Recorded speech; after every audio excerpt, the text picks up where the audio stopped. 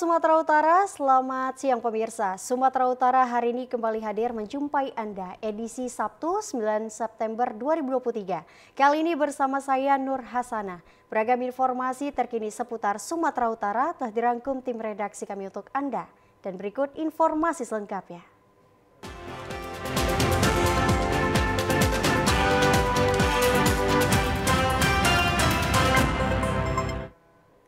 Pemirsa, personil gabungan Satuan Polisi Pamong Praja Mandailing Natal razia sejumlah hotel, kelas melati dan hiburan malam di Panyabungan.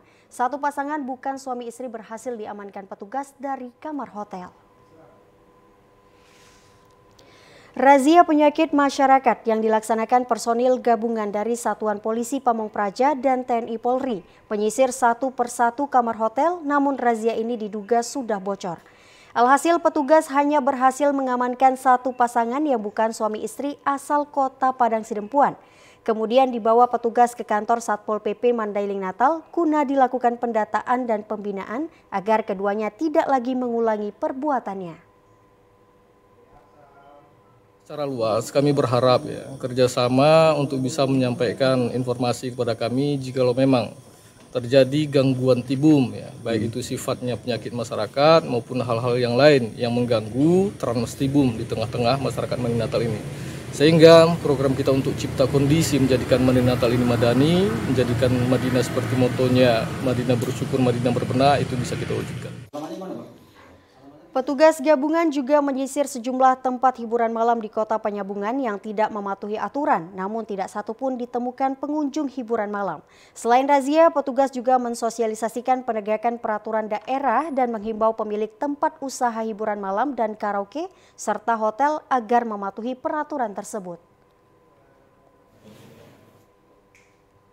Pemirsa, maraknya aktivitas penyelewengan dan pengoplosan gas bersubsidi yang terjadi di Sumatera Utara beberapa waktu lalu, Ikatan Mahasiswa Muhammadiyah melakukan aksi unjuk rasa di kantor Pertamina Regional Sumbagut, dan dalam aksinya massa meminta Pertamina lebih serius dalam melakukan pengawasan pendistribusian gas bersubsidi.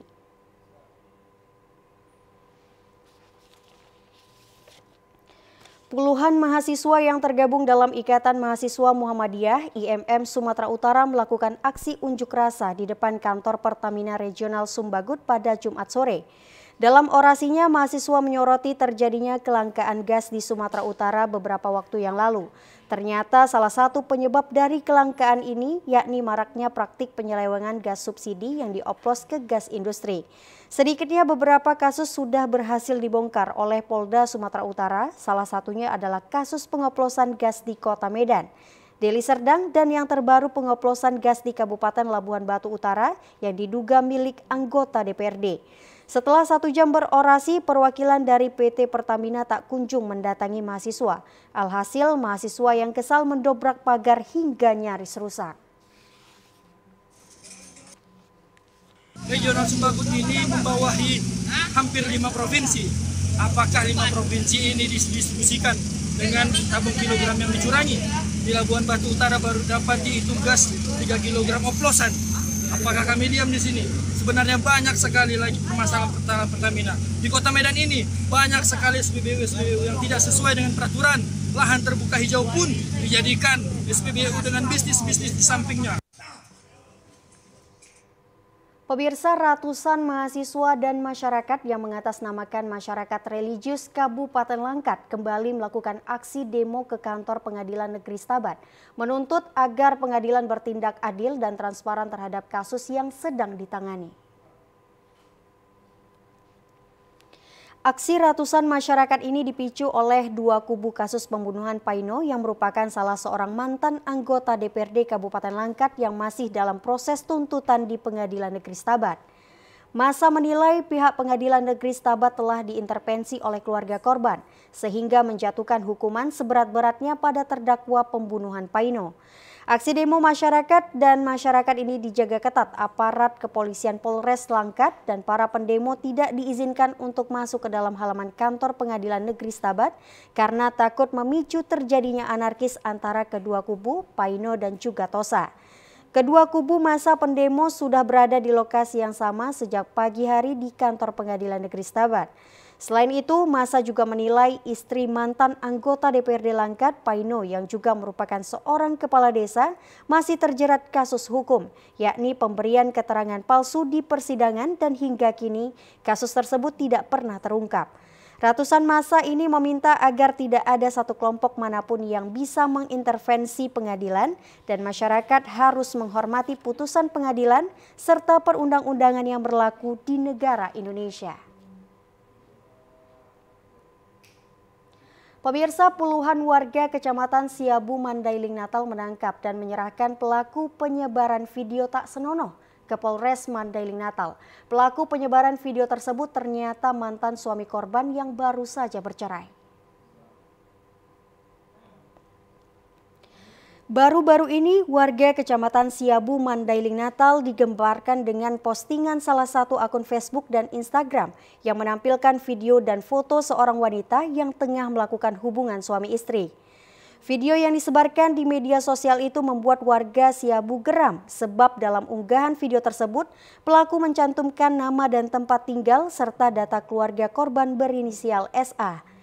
Video yang sudah ditonton ratusan kali itu mendapat beragam komentar dari warganet yang menyaksikannya.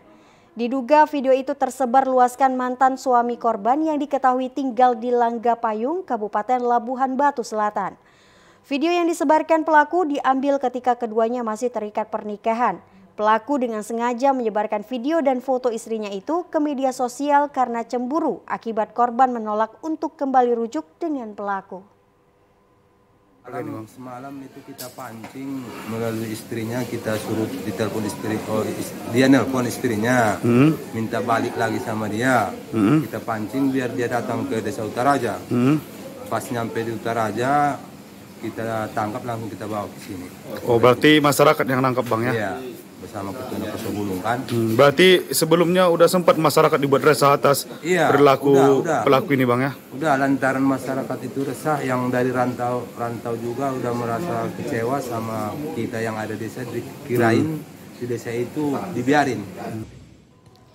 Untuk mempertanggungjawabkan perbuatannya, pelaku ditahan di Mapolres Mandailing, Natal guna penyelidikan dan terancam pidana Undang-Undang ITE 6 tahun penjara.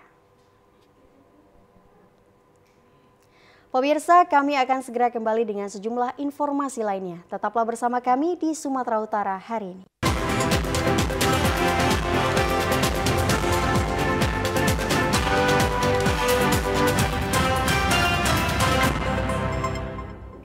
Pemirsa, sejak digelarnya razia Operasi Zebra Toba 2023, Satuan Lalu Lintas Polres Tebing Tinggi berhasil menjaring puluhan pengendara yang melanggar lalu lintas saat berkendara. Sebelum menggelar razia Operasi Zebra Toba 2023, petugas Satlantas Polres Tebing Tinggi terlebih dahulu menghimbau kepada seluruh pengendara yang melintas agar mentaati peraturan berlalu lintas, seperti menggunakan helm, berboncengan tidak lebih dari 2 orang, tidak boleh meminum alkohol saat mengendarai, dan selalu menggunakan safety belt. Adapun titik sasaran utama razia Operasi Zebra Toba yang digelar Satlantas Polres Tebing Tinggi yaitu di Jalan Yos Sudarso, Jenderal Sudirman, dan di Jalan Lintas Tebing Tinggi Pematang Siantar. Kasat Lantas Polres Tebing Tinggi AKP Doraria Simanjuntak mengatakan target utama penertiban yaitu pengendara sepeda motor yang tidak menggunakan helm, knalpot blong, dan melawan arah. Untuk pengendara yang terjaring razia, Satlantas Polres Tebing Tinggi akan memberikan tindakan tilang di tempat, dan dari hasil razia ini pihaknya berhasil menjaring puluhan kendaraan. AKP Doraria Simanjuntak menghimbau kepada masyarakat agar saat mengendarai mobil maupun sepeda motor harus selalu mentaati peraturan dan melengkapi surat-surat kendaraan pada saat berlalu lintas. Informasikan bahwasanya kami dari Polres Tebing Tinggi sedang menggelar kegiatan Operasi Zebra 2023. Untuk targetnya Bu, target sasaran apa aja Bu yang? Untuk sasaran penertiban kendaraan pada hari ini kita lakukan penertiban terhadap masyarakat yang tidak menggunakan helm, kemudian knalpot blong, dan melawan arah atau traffic light. Pemirsa, guna mensosialisasikan pelaksanaan operasi Zebra tahun 2023, Satlantas Polres Labuan Batu memberikan himbauan dan teguran bagi masyarakat serta membagikan sejumlah brosur dan stiker bagi warga yang kedapatan melanggar saat berlalu lintas. Dalam pelaksanaan operasi Zebra Toba tahun 2023, Satuan Lalu Lintas Polres Labuan Batu melaksanakan kegiatan operasi di luar zona tertib berlalu lintas dengan cara mensosialisasikan pelaksanaan operasi dan juga melakukan teguran kepada pengendara. Selain itu, pihaknya juga membagikan sejumlah brosur dan menempelkan stiker di kendaraan bagi warga yang kedapatan melanggar tertib berlalu lintas.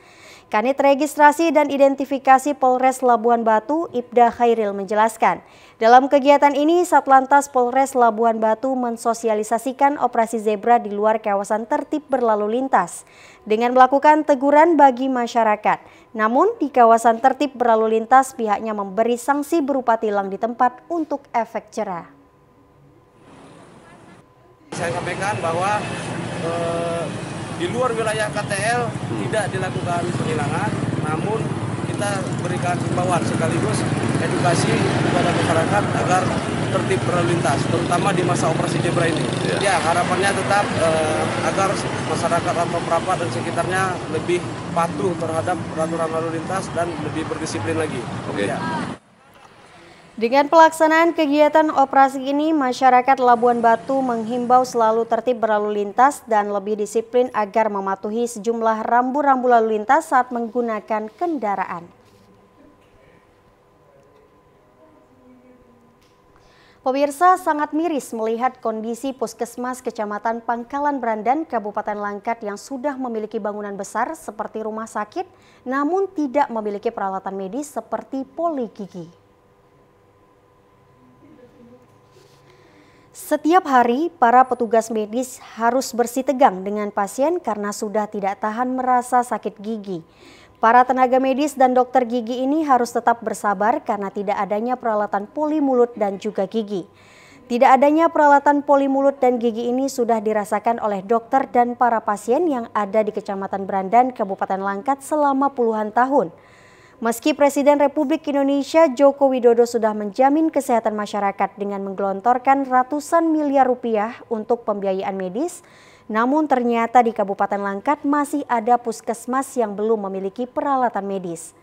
Dokter gigi Puskesmas Pangkalan Brandan, Mukhlis mengatakan, untuk penanganan pasien yang mengalami sakit gigi cukup parah hanya bisa dilakukan pemberian surat rujukan karena tidak adanya peralatan. Itulah kekecewaan mereka. Kenapa nggak bisa dikerjakan, Bang? Itulah tadi, seperti saya itu tadi, alat tidak ada. Sekarang alat yang tersedia itu untuk khususnya poli gigi, apa yang ada? Kita di sini sebagai operator, sebagai dokternya, hanya melayani. Bukan menjelaskan sama pasiennya, Pak begini, Pak begini, Pak. Karena Bapak ini, Dok, saya macam gigi. Oke, kita lihat. Oh Pak, ini nggak bisa dicabut, harus operasi, saya rujuk. Itu bisa. Tapi kalau memang tindakan yang harusnya bisa dikerjakan, saya rujuk, saya yang kena. Sementara itu, salah seorang warga Widodo mengatakan pada saat ramai pasien yang mengalami sakit gigi, tim medis puskesmas tidak bisa melakukan pelayanan dengan maksimal. Bisa berdiri di belakang situ sambil saya tinggal. Permasalahannya apa? Seperti ini gitu. Rupa-rupanya dokter cerita kalau rumah sakit ini tak ada alat. Nah, sedangkan yang sakit gigi ini sudah nggak sanggup nahan. Cuman dokter cakap kalau yang mau cabut hari ini bisa, bukan nggak bisa saya cabut, tapi dengan alat pakai mata sama batu. Tidak adanya peralatan medis di puskesmas ini seharusnya menjadi perhatian pemerintahan Kabupaten Langkat, khususnya Dinas Kesehatan, sehingga pelayanan terhadap masyarakat bisa lebih maksimal. Pemirsa, tim gabungan bersama dengan masyarakat melakukan penertiban pedagang kaki lima yang berjualan di bahu jalan di Pasar Tradisional Pendidikan Kecamatan Medan Timur kemarin. Tim gabungan yang terdiri dari Satpol PP, Koramil, Kodim, Polres, Dinas Perhubungan Kota Medan, Kepala Lingkungan, serta masyarakat sekitar melakukan penertiban karena maraknya PKL yang berjualan di sepanjang jalan Pasar Tiga Gelugur Darat, Kecamatan Medan Timur, sehingga mengganggu pengguna lalu lintas. Penertiban PKL berjalan dengan aman, tidak ada perlawanan dari para pedagang karena sebelumnya telah dilakukan sosialisasi.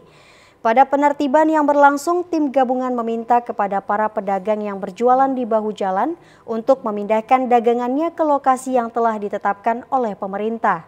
Kepala Seksi Trantip Kecamatan Medan Timur Gunung Pertahian mengatakan penertiban PKL yang melanggar aturan akan dilakukan di pasar pendidikan karena sangat mengganggu para pengguna jalan. Tidak hanya pasar pendidikan dan seluruh pasar yang ada di Medan, akan terus dilakukan penertiban kepada para pedagang kaki lima yang berjualan di luar lokasi yang telah ditentukan perusahaan daerah Pasar Kota Medan. Penertiban kaki lima di atas bahu jalan, target kami di jalan prajurit, sepanjang jalan prajurit, Besi Topik, dan jalan pendidikan. Apakah sebelumnya sudah kita melakukan sosialisasi? Udah kami himbau dari kelurahan, dari kecamatan, dan dari Satpol PP. Kita untuk mengirimkan pada pendidikan, sehingga yang kedua dari pajak kita arahkan, kita sosialisasikan yang masuk ke dalam pada pendidikan. Karena mereka di luar ini sangat mengganggu masyarakat yang berlarang, karena mereka di bahu jalan dan ada orang gede parkir sehingga mengganggu kenyamanan masyarakat yang lewat dari lokasi ini.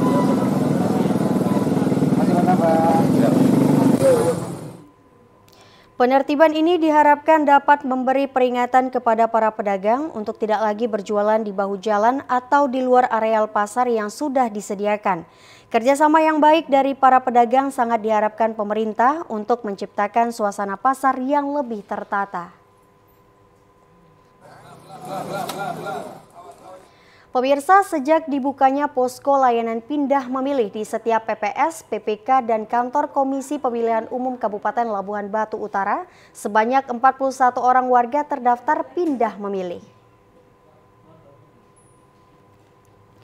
Dibukanya posko pelayanan pindah memilih ini bertujuan untuk mempermudah warga yang sudah masuk dalam DPT, menggunakan hak suaranya saat pelaksanaan pemilu tahun 2024 mendatang. Ada beberapa faktor warga pindah memilih seperti berpindah domisili, tugas kerja, dan hal yang lainnya sehingga warga tidak bisa memilih di daerah asalnya.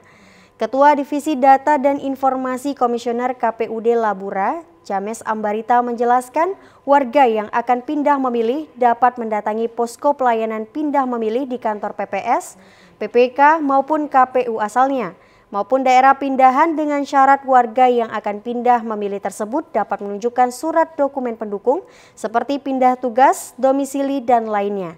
Posko layanan pindah memilih ini dibuka sejak tanggal 22 Juni 2023 sampai 7 Februari 2024 mendatang.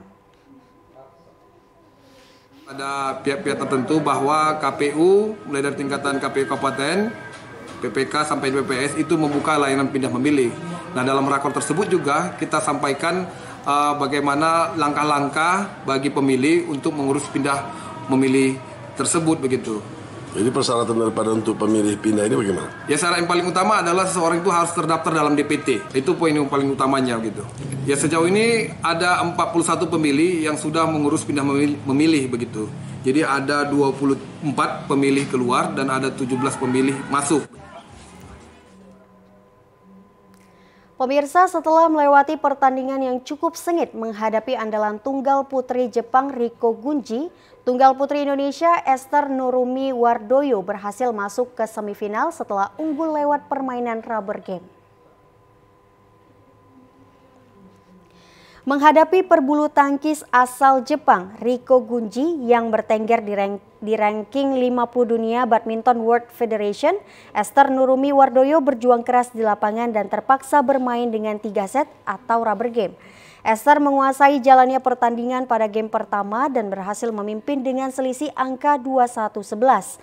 Namun memasuki game kedua, Rico yang dinilai lebih berpengalaman dapat menyulitkan Esther dalam melancarkan serangan. Hasilnya Esther dipaksa menyerah dengan selisih angka 10-21.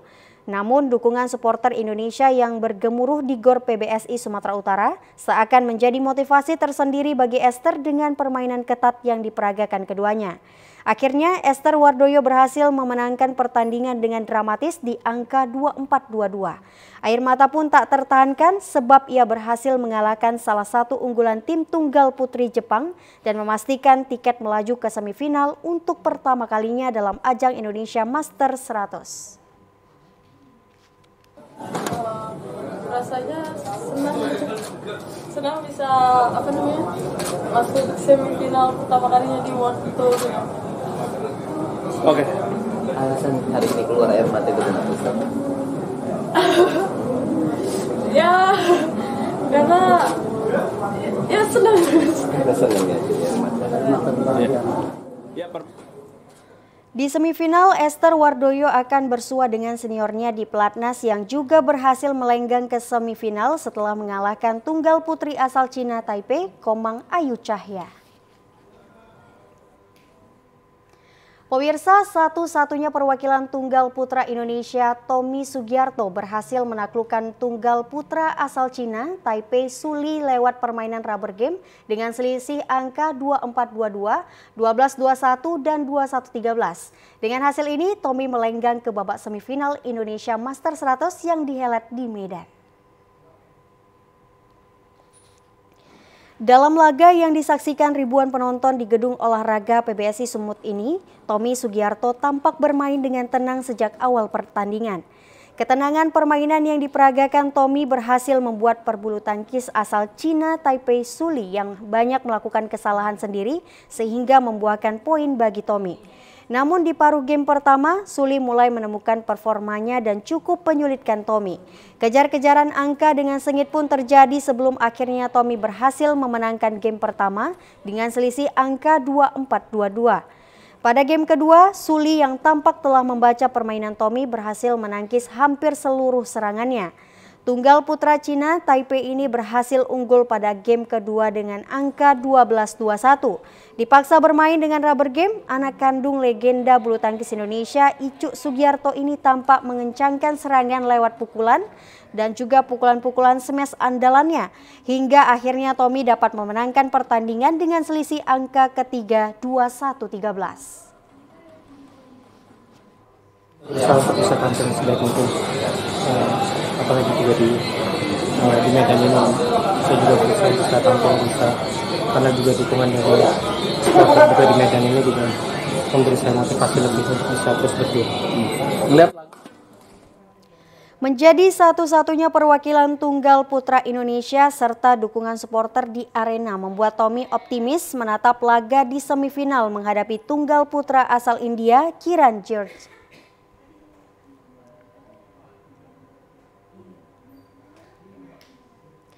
Ya pemirsa, informasi tadi sekaligus menutup perjumpaan kita pada siang hari ini. Saya Nur Hasanah mewakili kerabat kerja yang bertugas pamit undur diri. Selamat siang dan sampai jumpa.